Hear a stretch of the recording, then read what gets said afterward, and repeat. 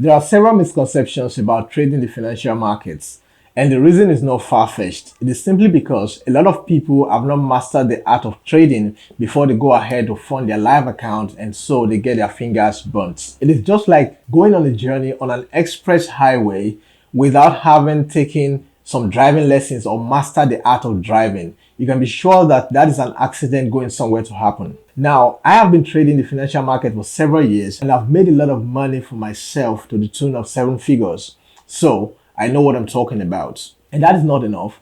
I've also passed several prop firm trading challenges and I've also helped several people to pass these Forex trading challenges. Now, I'm not just making mouth. Now, here is a certificate given to me by the second largest proprietary trading firm in the whole world, just to show you that I'm a professional Forex trader.